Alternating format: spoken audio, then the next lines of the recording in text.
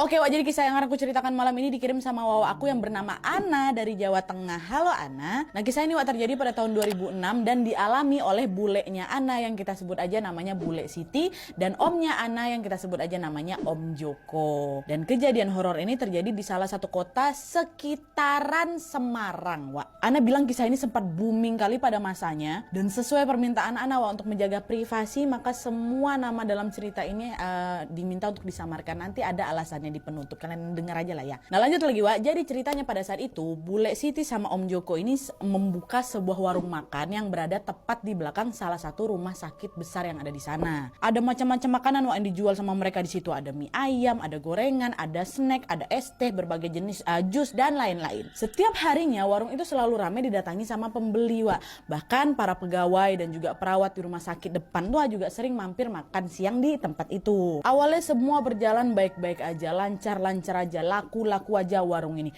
Bule ini selalu membuka warungnya setiap hari dan alhamdulillahnya selalu ramai sama pelanggan.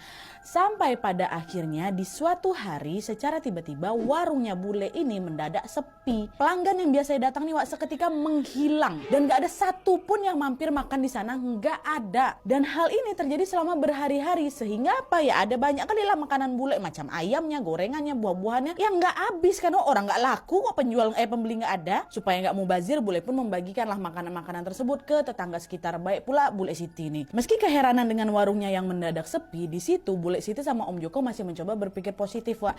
Namanya juga orang jualan, pasti ada aja lah naik turunnya ya kan. Ya udahlah, sabar-sabar aja Bu ya, mudah-mudahan besok warung kita rame lagi gitu. Tapi, Wak, ditunggu punya tunggu nih kan sampai hampir sebulan, kondisi warung tuh belum juga membaik, Wak. Warung itu sama sekali tidak ada satupun pelanggan yang makan di warung mereka, betul-betul nggak ada. Kalau sepi kan mungkin adalah dalam satu hari satu orang datang, habis itu nggak ada lagi. Ini nggak ada sama sekali doh. Dan karena hal itu modalnya Bule sama Om ini pun mulai menipis karena kan mereka nggak ada pemasukan sama sekali ya kan. Bisa dibilang pada saat itu mereka udah hampir bangkrut lah gitu, Wak. Akhirnya dengan berat hati Om sama Bule pun memutuskan untuk ya udahlah kita tutup aja lah warung ini dulu ya Bu ya gitu kan. Nah, pas mereka sudah mau berencana mau menutup warung makannya ini, pada suatu siang, Wak, menjelang sore kayak gitulah, Bule Siti dikejutkan dengan kedatangan seorang kakek-kakek ke warung mereka ini. Setelah hampir 1 bulan gak ada satupun pelanggan nih, akhirnya di hari itu adalah nih orang yang mampir ke warungnya mereka. Kalau dilihat dari penampilannya, Wak, kakek itu tampak seperti orang yang memang sedang melakukan perjalanan jauh. Dia berjalan menggunakan tongkat dan ada bungkusan sarung yang diikat di ujung tongkatnya, kebayang kalian kan? Pakaiannya si kakek ini juga tampaknya lusuh. Dia mengenakan sepasang sendal jepit yang memang sudah usang pula. Dah kakek itu pun jalan menghampiri Bule Siti dan berkata, "Aku pesan mie ayam 1 ya sama es jusnya 1."